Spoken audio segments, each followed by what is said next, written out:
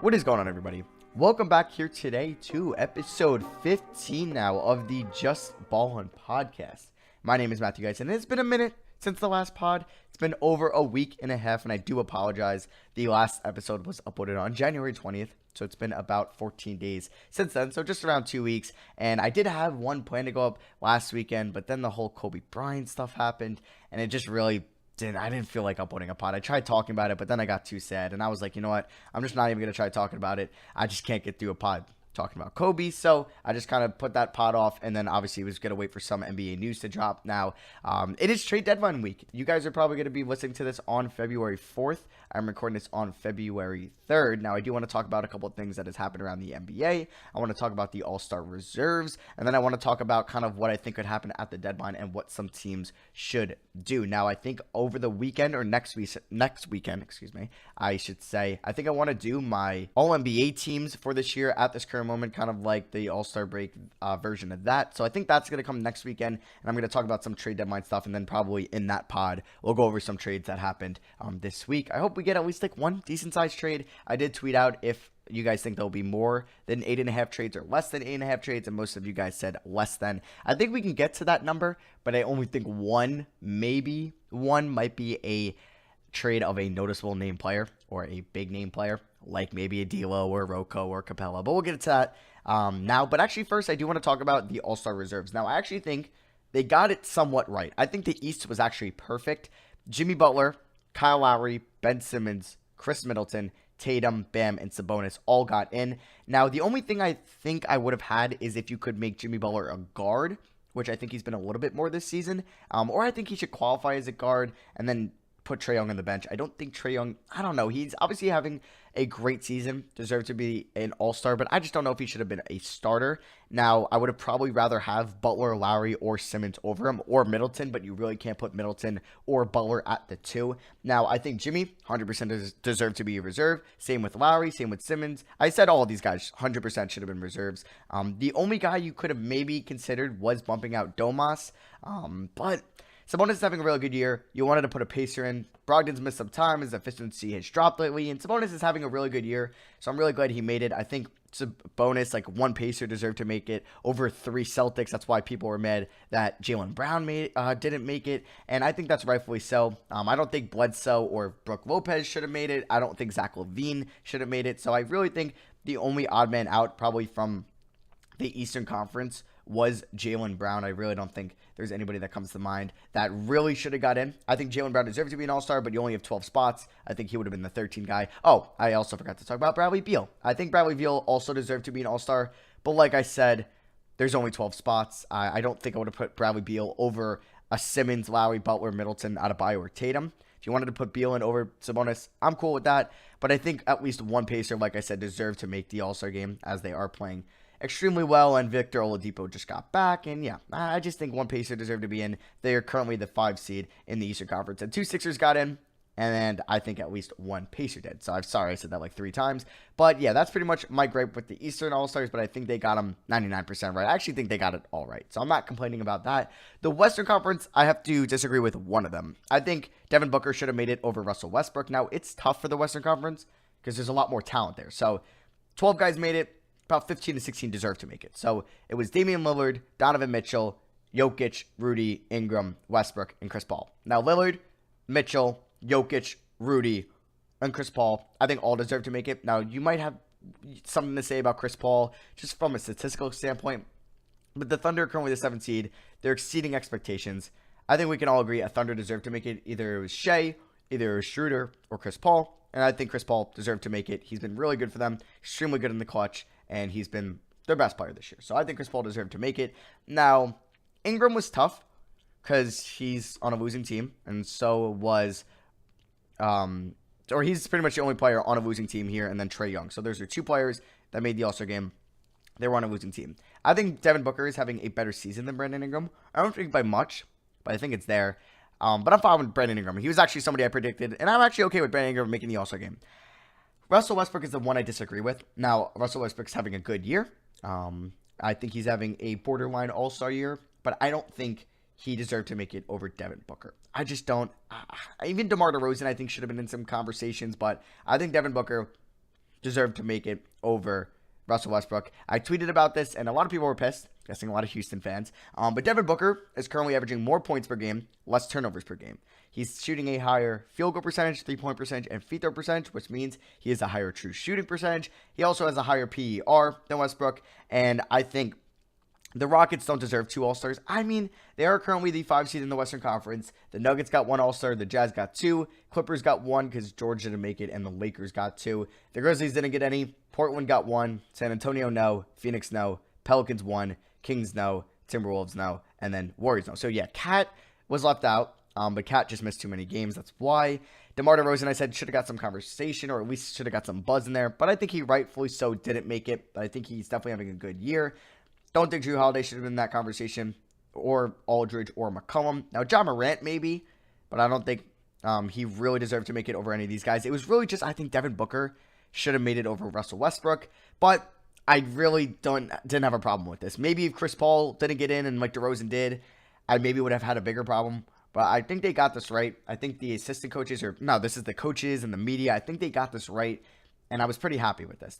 My biggest gripe was Westbrook over Devin Booker, but it is what it is. I'm not going to complain too much. Obviously, no matter what it is, people are going to complain. So I'm cool with what it ended up being, and I'm really excited for this All-Star game, or at least the weekend. I don't think I'll watch the All-Star game too much. They also made it really confusing with the whole Kobe thing, that it's going to reset every quarter. I don't even want to go into it. I'm just going to confuse you. And then I'll be watching the Dunk Contest Rising Stars game. I actually, you know what? I have a bone to pick with the Rising Stars lineup. So the world team is Nickeil Alexander-Walker, DeAndre Ayton, RJ Barrett, Brandon Clark, Luka, Shai Gilgeous-Alexander, Rui Hachimura, Svi Mikhailiuk, Josh Okogie, and Mo Wagner. Now, obviously, for the world team, it was going to be a little bit weaker because there isn't many good world players that are super young in the NBA. That's why guys like Svi Mikhailiuk and Mo Wagner kind of made the game there. Now, the East, or not the East, wow, that was really dumb. The USA team, there's a lot of things wrong with that, I think. So, it was Miles Bridges, Wendell Carter Jr., Devontae Graham, Tyler Hero, Jaren Jackson Jr., John Morant, Kendrick Nunn, Eric Paschall, PJ Washington, Zion, and Trae Young. Now, I believe they threw in Zion to replace Wendell Carter Jr., but I could be wrong on that, but I think that's why, because Carter Jr. won't be playing because he is hurt. There's a couple of these I have a problem with. Now, guys deserving of making it, Trae Young, Tyler Hero, Jaren Jackson Jr., John Morant, Kendrick Nunn, Devontae Graham, maybe PJ Washington. I don't know if 3 Hornets deserve to make this game. I don't know. But I think guys over them. And Zion, you know what? Put him in. It's fine. He's probably like the second best rookie already. And he's only played, 4 games. Obviously, he's only played 5 games. And that's why people are pissed. But hey, people want to see Zion in that game. I don't have a problem with that. I just don't agree with Miles Bridges and Eric Paschall making it. I think those are the 2 ones I'm like, on. I think maybe Matisse Thybulle, Mitchell Robinson, maybe deserve some love over them. Maybe Colin Sexton, Terrence Davis, I think I would have put over them. Maybe Michael Porter Jr. as well. I don't really think Miles Bridges should have made it. And then if you want to give it to PJ Washington and Eric Paschall, I don't think Paschall should have made it over half the guys I just said. I think Thybulle's defense has been incredible this year. And I think I would have had Thybulle in over Bridges. And I think I would have had either Mitchell Robinson or Michael Porter Jr. or Colin Sexton, one of those 3 in over Paschall. Yeah, I think that's good. And then if you want to take PJ Washington out, I would probably maybe put in either one of the guys that didn't make it in over Paschall, so that being Mitchell Robinson, Sexton, or Michael Porter Jr. I just didn't really agree with Miles Bridges making it. Maybe I'm hating on Miles Bridges too much, but I don't really think 3 Hornets deserve to make it. I think it's cool putting Devontae Graham in. I just really don't know about the placement of Miles Bridges. Yeah, Sexton, Michael Porter Jr., Thybulle, and Mitchell Robinson, I think all deserve to make it over Miles Bridges. I mean, he's been solid this year, 12.5 points, 5.5 rebounds, 44, 35, 81 splits, but I don't know, you watch him play, he's not a great defender. He's a negative player when he's on the floor. The Hornets aren't great, too. I don't know. I think Thybulle, Robinson, Porter Jr., or Sexton deserve some more love over Miles Bridges. So that's all I'm going to talk about, pretty much about that. I think the dunk contest is Aaron Gordon, Dwight Howard, Pat Connaughton and Derek Jones Jr. I'd rather have Zach LaVine, obviously, over Connaughton. And Dwight Howard's cool. Like, it's a throwback, but I'm not really expecting him to win. I think Aaron Gordon and Derek Jones Jr. are going to come down to those two. I don't know who's going to win. And then the three-point contest, I don't think that is finalized. I just want to see Davis Bertans in it, and I think we will. Okay, so now I want to talk about some of the trade deadline news. Now, it came out this morning. John Krasowski, and Shams reported that D'Lo might get traded at this deadline. Now, the teams that are interested in D'Lo, I believe, are the Minnesota Timberwolves mainly, and surprisingly, the New York Knicks. I mean, really no surprise there. So I think Phoenix apparently was a little bit interested in them, but I don't think they're really gunning after him. But yeah, Minnesota and the Knicks. Now, we'll go into kind of who can offer the best trade. We'll talk about Minnesota first. Now, I know Minnesota is looking to get at least 2 first-round picks for Rocco. And I think they would value D'Lo as 2 first-round picks, but I think the Warriors would value D'Lo more. So I'm pretty sure the Wolves would probably want to keep Culver in this deal. And I don't think the Warriors would want a Wiggins, or obviously Towns isn't going anywhere. So probably would be Rocco, their first this year, and then you probably have to throw in Gorgui Dieng to make the salary work out. Or Allen Crabbe, the expiring. Yeah, it would definitely be Allen Crabbe because he could be moved again. And the Warriors wouldn't want to pay Gorgui Dieng next year because they're going to have their luxury tax problems. But yeah, I think that's what the Warriors would, the Wolves would offer. It'd be Rocco, Crabbe, their first round pick this year maybe, or maybe a future first, and then maybe Culver if they're doing a future first. I don't know. I don't know if Minnesota is locked in on keeping Jarrett Culver. In the article that Shams and Krasowski wrote, it had nothing to mention of Krasinski. Sorry, I'm probably butchering his name. But yeah, they didn't mention Jarrett Culver's name at all. So I guess maybe the Timberwolves don't want to do that. I don't think they want to trade that part of their young core. So it would probably be something like a Rocco, Allen Crabbe, and maybe 2 future first or their first this year. And they're like, yeah, we value D'Lo over like a Halliburton or maybe a Cole Anthony or a Nico Mannion or the point guard they would probably try to draft this year, or Killian Hayes, if they fell in the lottery. So that could be something. Now, the Knicks, man, I don't know if the Knicks should do this. I think the Knicks should, okay, the only way I would do this if I was the New York Knicks is if you're giving up Bobby Portis, so we're going to start to make the salary work out with there, because you have to get to, D'Lo's near 30 mil, but the Knicks have a little bit of cap space, so you'd probably have to do Elfrid Payton or Gibson, plus Bobby Portis. So one of those two guys and Portis to make the salary work out. Now you have to get into the real assets. I think Golden State would maybe be interested in Damian Dotson because he will be a restricted free agent, but he's having a really solid year this year. They might be interested in Alonzo Trier. I would say one of those guys, maybe Reggie Bullock, maybe Kevin Knox, maybe Neil Aquina. I don't think they would be interested in Dennis Smith. And probably the Dallas picks, I think the Knicks would want to move up. I don't think the Knicks would really trade any of their own first. So maybe the Knicks would be willing to part ways with, let's say, Bobby Portis, Elfrid Payton. So Elfrid Payton's definitely better than Gibson, and they could decide if they want to bring Payton back to be a backup guard. So Portis, Payton, that puts you at 23 mil. Let's say Kevin Knox is in this trade and Damian Dotson. So now it's a 4-for-1. So now the Knicks are going to have to take back a couple contracts, and maybe Alec Burks or GR3 could be in that, or maybe some lower tier players. And then maybe both Dallas picks, or maybe the Dallas pick next year, and then the Knicks 2022 like lottery protected first or something like that. I think the Knicks have definitely better assets than Minnesota, but I don't know. Maybe if Minnesota's willing to part away their 2020 first and the Knicks aren't, that's what could get this deal done. The Knicks could probably take back like maybe an Allen Smalley-Jack or an Amari Spellman. Probably actually like a Jordan Poole or Jacob Evans maybe. Or if the Warriors are fine with throwing Burks or GR3 in that trade, maybe that will get it done. But yeah, I think the Knicks, I don't know if they really should, unless if you're able to keep your first this year and you can go after D'Lo, and if you can give up, let's say, the Dallas pick next year, Damian Dotson, Kevin Knox, and salary filling, I don't even think that's not enough. That's not enough whatsoever. So then if you're the Knicks, you probably have to give up one of your own first, or at least both Dallas first, Neil Aquina and Knox. And maybe that's enough. I don't even know if Golden State would like that, and they probably would want Dotson. Now you're throwing in 5 players because you got to throw in Gibson or Payton and then Portis to make the money work.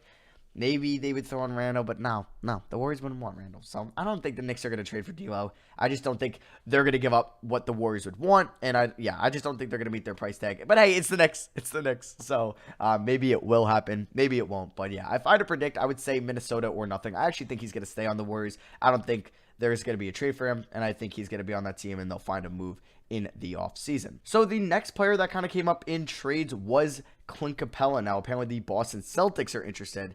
And then the Rockets apparently want to flip whatever they get for Capela. Hopefully, it's a first, and then one of their first this year, and then go out and get a Robert Covington. That's what Houston wants to do. So, I think also Atlanta may be interested in Clint Capela as well. But let's see if Boston is a team that does it. Now, I believe, since Capela is only making around 14 to 18 mil, I don't know off the top of my head, he's making about 15 mil this year. 16.5 mil. So I believe Boston only needs to get to 10 mil to match that, which is definitely possible. Now, I think Houston would want Tice in this deal, but I think Boston would want to keep Tice. Now, I think Boston will have to give up one of their first. They have Milwaukee's first, their first, and Memphis first.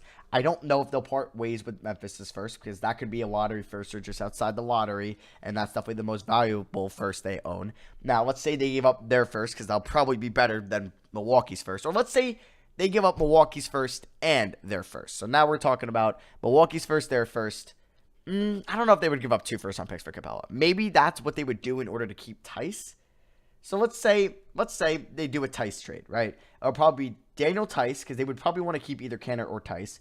Tice, Langford, that gets you to about 8.5 mil. Then you're probably going to have to throw in like a Vincent Poirier. Yeah, probably Vincent Poirier, and then he'll probably get waived by Houston, or maybe Houston will also throw in like an NA because his contract's really weird. And then maybe that Boston first. Let's say if they did Tice, yeah, they'll do the Boston first. And then Houston would probably try to package, I'm guessing, oh my God, because Houston, their contract situation is whack. So they would probably try to package Canner to Minnesota, probably Langford as well. No, they probably want to keep Langford if they got Langford. They'd probably want to move Canner, let's say, Canner, and then the other guy they threw in is Vincent Poirier. And then they would throw in their 2021st and Boston's 2021st. So Minnesota would then have 3 first-round picks in this draft. And then Houston would have to get to what, like 8 mil? 8 mil to maybe get to Covington's salary. I don't know if they would want to give up Daniel House. And they can't move Eric Gordon because he just got signed. So they'd probably trade, Canner, maybe Langford in the 2 first. That's probably what they would do. Or actually, maybe Canner, Gerald Green, Nene, and 2 first, maybe. They could actually probably get it done with Canner and Nene and 2 firsts. Yeah, I think that can get it, because that's about like 75% of what Covington makes, because Covington's on a great salary. He's making about 10 mil a year. So, yeah, I think that's what could get it done. Wow, that'd be a wild trade. I'm going to try to come up with a trade in the trade machine right now that can get it done, and I'll kind of talk about what I'm going with here. So it would be a 3-team trade, obviously. Let's see if we can do this with a 3-team trade, because if not, then maybe you're going to have to do a step ladder for Houston to get Boston's contracts and then trade them or flip them, or not really a step ladder, just to get their assets, and they can't make it one big trade. So we would have Boston in this trade, we would have Minnesota in this trade, and we would have the Houston Rockets in this trade. Now the Houston Rockets are, or we'll start with, Houston. So they would be trading Clint Capela to Boston, right? So Boston gets their center, and then, so we're going to ship Clint Capela to the Celtics. Now, Minnesota, we know, is going to be shipping Covington to the Rockets, and I wouldn't be surprised if Houston would be interested in Jake Layman. So the Celtics are getting Capela, Rockets are getting Covington. The Celtics would probably be shipping, let's say, Enes Kanter. This would probably be a more realistic trade, because I don't know if Boston would want to trade Tice, but then who's going to be the center for the Rockets in the playoffs? Is it going to be PJ Tucker? We'll say it's Tice. Okay, we'll say it's Tice. So we do Tice to the Rockets, right? And then we got to send at least a first-round pick from Boston. So we'll do their first-round pick to Minnesota, and then we'll do Houston's first-round pick this year to Minnesota. So at this current moment, Houston is getting Covington and Tice. Minnesota is getting the Boston first and Houston first, and the Rockets are getting Capela. So now I think we would need to send some more salary from the Celtics to the either Timberwolves or the Houston Rockets. So I think we're going to send a contract to the Timberwolves. I think it's going to be Romeo Langford. And if you're getting Romeo Langford and 2 first-round picks for Covington, that's amazing. That is absolutely amazing. But I think if they're giving up Langford and a first, I don't know if they would give up Tice. So you know what? Okay. What we're going to do here is we're going to actually change this. We are going to now take Tice out of this deal. We're going to send Canner to Minnesota. Or Canner, to Houston. So we're going to send Canner to Houston and then Langford to Minnesota. So Boston is giving up basically Langford and a first and Canner to make the salary work out. They're getting Capela, and then, okay, I can actually word this better. Boston's getting Capela. Minnesota is getting Romeo Langford, Boston's first, and Houston's first. And then Houston is getting Covington and Enes Kanter. Now, let's try this trade and see if this works out in the trade finder, tradenba.com. Okay, so this isn't able to go through because the Celtics are unable to complete this trade since they are not a tax-paying team. They're sending out between $6.5 and $19.5 million, but they're only taking back, they're only able to take back $5 million. So they're obviously not giving up enough in this trade. So there, we're going to have to probably throw in Vincent Poirier in this trade, and we'll see if Minnesota can take him on. So Minnesota's getting 2 for 1 player-wise. So they're giving up Covington, and they're getting back Langford and Poirier. They're actually saving some money with this trade. Now let's try this trade and see if this works out. So this actually will work out. Okay, so this is a Boston gets Capela, Minnesota gets Romeo Langford, Vincent Poirier, a first-round pick from Boston, and a first-round pick from Houston. And Houston is going to get Robert Covington and Enes Kanter. Now, I could talk about maybe who doesn't want to do this and who would do this. I think Minnesota definitely says yes. If Minnesota is getting Romeo Langford, who was the 14th pick in last year's draft, and 2 first-round picks for Robert Covington, which are probably going to be around in the 20s, high 20s maybe, or low 20s. Houston's pick could maybe be around 21, 22. Boston's maybe around 23, 24. I think that's pretty solid value for Robert Covington. I think Minnesota would say yes. Boston is now trading a first-round pick, which they have 3, and they're not going to be able to sign all 3 because they have so many players on their roster. I don't think they mind trading Poirier and their first. I just think they're hesitant to give up their lottery pick in Langford last year. They chose Langford over a lot of other guys in the 2018 NBA draft, or excuse me, the 2019 NBA draft. So I don't know if they would do that. See, like, I feel like Boston would be stingy, and I don't know if they would. So, Boston took Langford at 14. Sekou Doumbouya went after that. Nickeil Alexander-Walker went after that. Matisse Thybulle, who they traded out of that slot with Philly, went after that.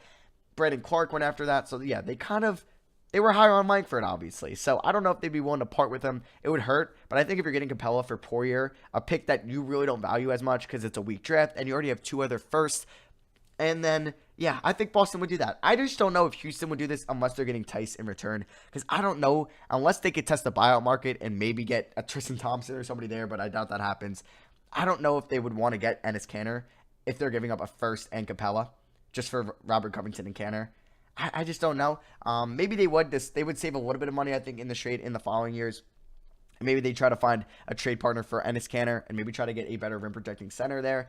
Maybe they would target Nerlens Noel and give up an asset for that. I don't know. But I think Houston would be the only hesitant one here unless they're getting Tice. But I don't think Boston wants to give up Tice. I don't. And I don't think Boston wants to give up either the Williamses, Robert or Grant, just because of their young potential they still have. And I think they probably like Grant more than Robert Williams. So that was another trade. And then one more trade I wanted to talk about is a really low-key trade, but I thought, hey, maybe they're going to do this. It's between, it's not as exciting as the trade I just talked about, but it's between the Washington Wizards and the Cleveland Cavaliers. Now, it's a really low-key trade, so don't get your hopes up. I do apologize if you were gonna. It's basically Washington shipping Yon Mahimi $15.5 million contract to Cleveland, and also giving up a second-round pick they have this year via Chicago or Memphis, and then possibly a 2022 second-round pick that's either going to go to Chicago, Detroit, or LA, whichever the best one in that. And Detroit, that could be valuable, so actually I don't think they would give that up. Maybe a 2023 Chicago second. So Mahimi and 2 seconds, and they get back Tristan Thompson. They would have Tristan Thompson's bird rights, I believe, and then the salary would work out so they could do that trade. I just want to try it to make sure that this trade goes through, and it does, I believe. It is taking a minute to load. Yeah, it goes through. So Washington, they're probably going to try to make the playoffs next year. They're going to have a lottery pick, kind of, if they don't make the playoffs this year, and I think they're only like 3.5 out. They're going to look to bring back Bertans probably, and John Wall's coming back. So they're going to be in contention for that 8th or 7th seed next year. Maybe even the 6th if John Wall's what he was. And then, yeah, they would just be giving up Mahimi in 2 seconds for a center that's a lot better. Yeah, I think they would do that 100%, but then they would have so many big men on that team. Because Hashimura is a 4, they have Bertans, they have Wagner, they have Thomas Bryant, and now Tristan Thompson. That's a lot going on, but hey, I think that's capitalizing value. And you get Thompson, and then you can maybe bring him back on a 3-year deal. I don't know how much Thompson would make, 10 to 12 mil. They can use maybe their tax pay exception or their mid-level exception, on that. So, hey, that's just another low-key trade I kind of wanted to talk about. So, yeah, those are 3 trades we talked about. Kind of if D'Lo could go to Minnesota or the Knicks. I don't think either one is going to happen, but hey, I could be wrong. And then the 3-team trade that would send Capela to Boston, Robert Covington to the Rockets, and then Minnesota would get 2 firsts and Langford for Covington. I think that would be great for them. And then if the Wizards decided to trade maybe Tristan Thompson to, or if the Cavs tried to trade Tristan Thompson to Washington for Mahimi in 2 seconds, and at least they get seconds for Tristan Thompson. Why not? Now, I don't know if LA or either one of the LA teams are going to make a trade for maybe Marcus Morris or for Andre Iguodala. That will be determined. We haven't heard a lot there. I mean, the Knicks probably want to keep Marcus Morris, which would just be a major mistake, but hey, it's the Knicks. Knicks and mistakes go hand in hand. But yeah, that is going to wrap out episode 15 of the Just Ballin' Pod. This is just kind of getting ready for the trade deadline. Now, I will either do maybe 2 different episodes, or we'll combine it in one, my All-NBA teams, or the trade deadline. If not a lot happens this week with trades, I'll just combine it into one. But hey, if we get like 8 trades, 4 major ones that are just like at least semi-big to talk about, we'll just make that its own pod. And that'll come out Friday right after the deadline. So yeah, that is going to be for me. Thank you all for listening. Sorry for not dropping a pod lately, or at least in the last 2 weeks. The Kobe stuff kind of set me back there, and I just didn't really know what to talk about. But hey, it's trade season, and then I'll be doing my All-NBA team. So yeah, that is going to be for me. Thank you for listening on Apple Pods, Spotify, or YouTube. If you're on YouTube, can you drop a thumbs up? I'd appreciate that. If you're on Spotify, hit that follow button. I would really appreciate that. And then, of course, on Apple Pod, if you could drop a rating and review, I would love that. So, yeah, thank you all for listening, and I'll see you guys in episode 16 at the end of the week. Peace, y'all.